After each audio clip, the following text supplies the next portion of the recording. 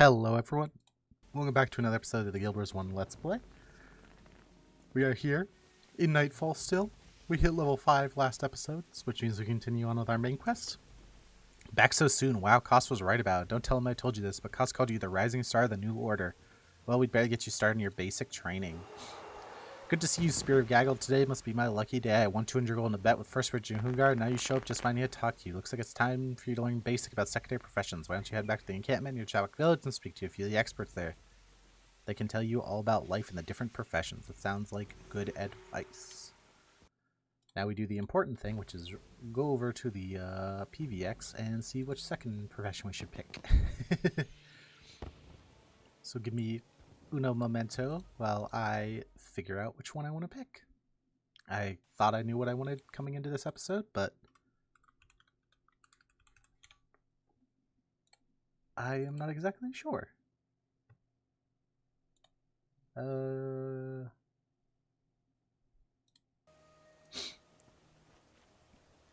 Okay, so it looks like we have a couple options. Probably just going to go with the standard.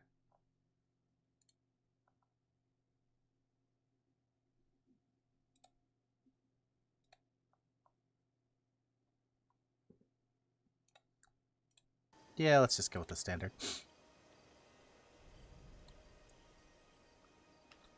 We're going to go and get Warrior. This class is always a little weird because there aren't necessarily a ton of secondary options that work super well with Paragon. Because obviously it's got this low regen here, so which makes it a little bit weak with all the casters. Kind of the same problem I guess that Warrior has, where it's not very good with a lot of things. Teach me Warrior skills. Sprint. Sure. Great Justice. Sure. Watch yourself. Sure.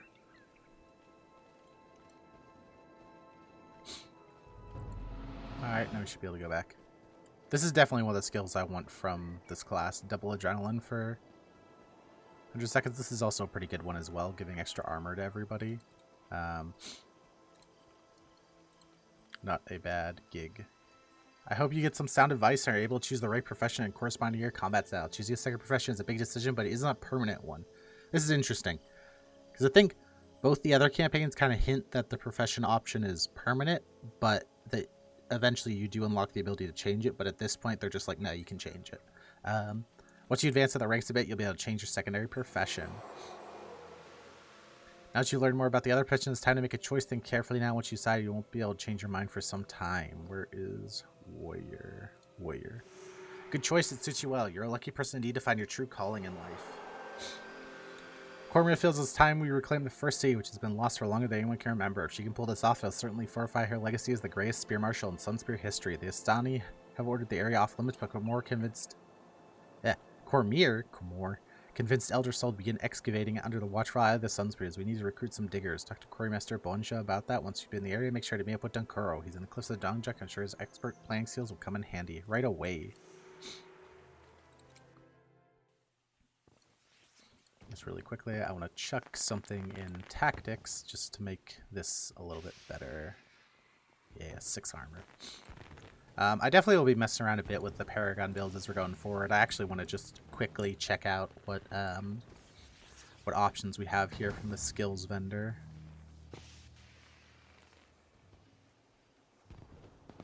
We got some classics, some good stuff here. Like, this is pretty good in mostly caster teams. This is a pretty good option. It's a lot of energy, though. Energy management is definitely going to be annoying. This one is actually really good. If you have a way to spam shouts, this is basically a permanent 25% attack speed increase, which is very good. Here's a bunch of spear attacks.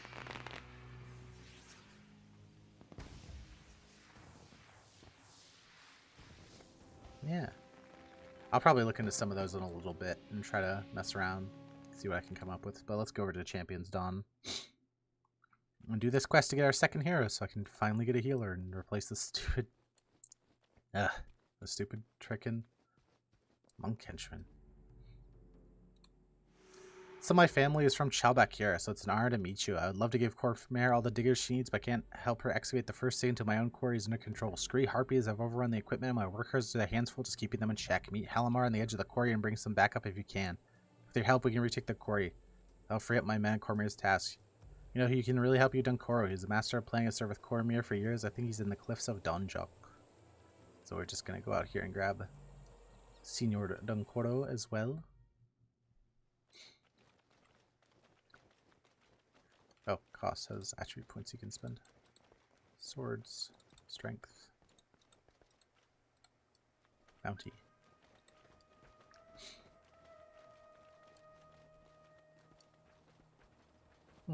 Sector Dunkoro. He's just run off without a plan. Let me help you. I've been with the Sun Spirit for years. I plan and strategize. Kormir executes it. Let's do the same for you. Hello there. I've wanted to meet you ever since I heard about your success at Chalbak Village. Kormir asked me to watch your back during your first few missions. I guess there's trouble at the Donjok Quarry, eh? Blasted Harpies. We'll have our work out for this one. We'll need to strategize. Can't just blunder around in there. Luckily, planning is what I do best. Now let's see if we can give out those Harpies. Kormir needs those diggers if we're going to reclaim the first city. Yeah, heroes were the big addition of this campaign. I probably already mentioned that. You've definitely seen them in the other things, and if you played the game, you know about them. But I don't think I can overstate just how big of a thing heroes were to this game. How big of an addition. It definitely still makes the game very playable nowadays, even completely solo. Even a lot of the hardest content can be cleared with heroes if you go in with a little bit of know-how and some time. But the hero system in general is just so good for the game. It's a little, you know, there's a debate that maybe it stopped people from grouping together as much, and maybe that's a negative, but it makes the experience so much better for your average player, just kind of running around doing stuff, especially if you're, you know, kind of at that level where you would actually look up what a good build was, but not necessarily at the level where you know, want to try to min-max. But like, even if you just had some basic knowledge of how to make good hero builds, like, it made the game so much better. It definitely added a layer of fun figuring out your hero builds. And your hero setups. It was nice that, like, some people don't like websites like PVX or like the equivalent in other games that just kind of give people builds. But I think it's really nice to have the option to, if you want, make your own builds, but then also have the option to get good builds from somewhere else instead. Let's pop that to give more armor. For a bit, this is probably going to be our one of our big skills, since it gives everybody 6 armor. Isn't a lot, but is better than nothing. Like you see, we have 20 armor, so actually giving out 6 armor is pretty good. This class is famously pretty meh for all of PvE, but there is one build that is extremely good. It's called Imbagon, and its goal is just to spam Save Yourselves, which is one of the best defensive skills in the entire game for the rest of your team. It gives everybody else in your team 100 armor, which makes them very, very, very tanky. Talk to Halamar. Finally, someone to help. Bonjo ordered work to stop as soon as we lost our first man.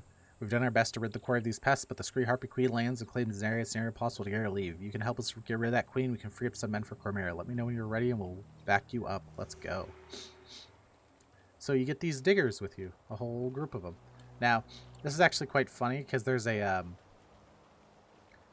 on the wiki and stuff, it's actually kind of recommended that you take these guys around with you and just kill a whole bunch of stuff in the map to get XP and points and stuff like that, because they are 3 level 10s.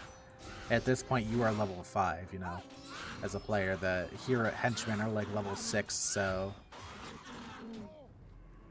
definitely could be some options to farm out some XP and stuff with these henchmen while we have, or not henchmen, these helpers while we have them. I'm not going to do that, but that's just something to be aware of if you are doing this for yourself and you do want to min-max. Doing like a vanquish where you grab all the bounties and clear the entire map while you have these guys helping you is a pretty good idea to prevent you from having to grind later.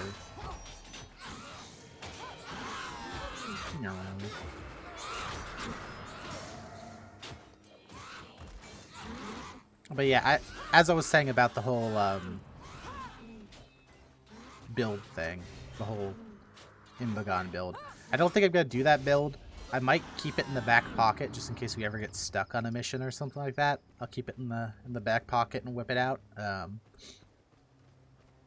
possibly for, you know, other content or post-game content, it might get some use. But outside of that, I probably will work on my own build. I'm probably gonna try to make like a spear-focused build because I'm gonna be a damage dealer. Argument then that maybe I should try to pick up the ritualist secondary profession so I could have splinter weapon for myself. I'm not gonna have it on any of my heroes, but I'll cross that bridge when we get there. Harpies nests in cliffs, but scavenge for prey in wide, flat plains and tidal areas. Has Dunkoro said anything else? Oh, harpies are social creatures. If you attack one, the rest of them will rush into the fray. So that's just Dunkoro giving us a little bit of lore on the old harpies. Oh, we haven't played a class with adrenaline yet, so I can kind of explain and talk about adrenaline for a second. So adrenaline is essentially a resource that you build up over time by attacking. Ooh, it's a spear upgrade. Yeah, nice. But yeah, adrenaline's a resource you build up over time while attacking that you can then spend on skills. But adrenaline works a little bit differently in that adrenaline for skills is calculated or is gained after the skill is on cooldown already. So if you see I use a skill with cooldown, I won't gain adrenaline to use that skill while it's off cooldown, and I'll start gaining adrenaline once it's on, or excuse me, while it's on cooldown. Once it's off cooldown, I usually start gaining adrenaline. So you can't just like have, let's say, like a powerful skill that has a cooldown of a little bit and then just like spam attack to get adrenaline. Thank you, Sun Spears, for saving my quarry. I'll make sure to send Kormir my best diggers. Wait, before you go, I should tell you that Digmaster Gatu was looking for him. You better see what he wants. Alright. Let's get on out there. New spear. Kinda cool. I probably will be moving over some shinier weapons at some point, just because I like to look at shinies and shinies. I got 12 years or 15 years of generational wealth in this game. I'm gonna use it to make my character look pretty, okay?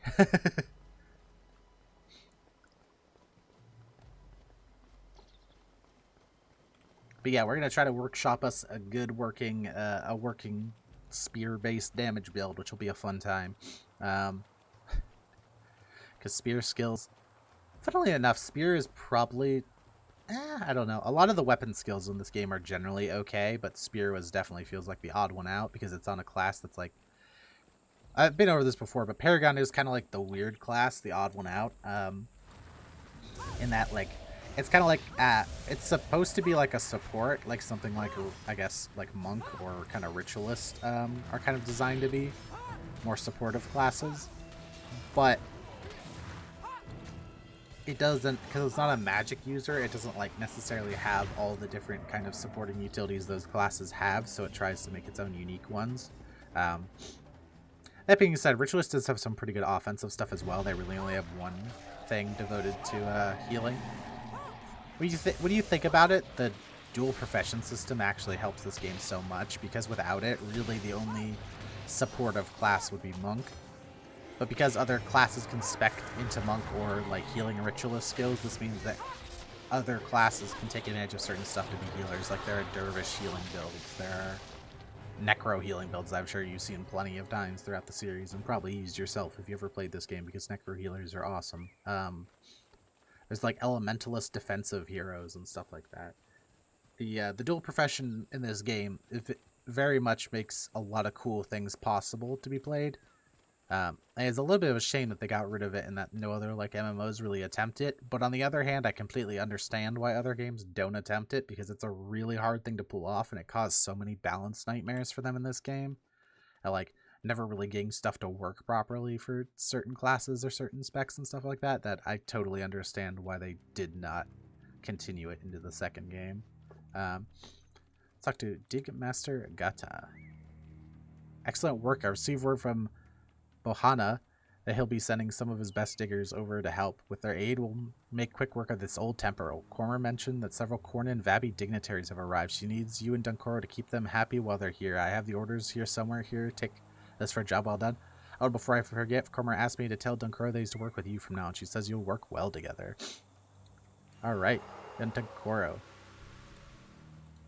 But that is going to be the end of this episode. I want to thank you for coming out. I hope you have a great day. I also apologize for anybody who's interested in the Fallout and Skyrim challenge runs. I've just been having some issues with stuff preventing me from really getting a good recording and good editing down, because obviously those videos take quite a bit more time than these do. But I will eventually have more of those out. I am not discontinuing that series or anything like that. It's just some personal stuff has kind of prevented that. But anyway, thanks for coming out. I hope you have a great day. I will be streaming more often now if you want to drop by. Generally, I'll be streaming after the videos come out. So whenever the video comes out, I'll generally be live sometime after that if you want to come hang out. But that's all for me today. See you in the next one.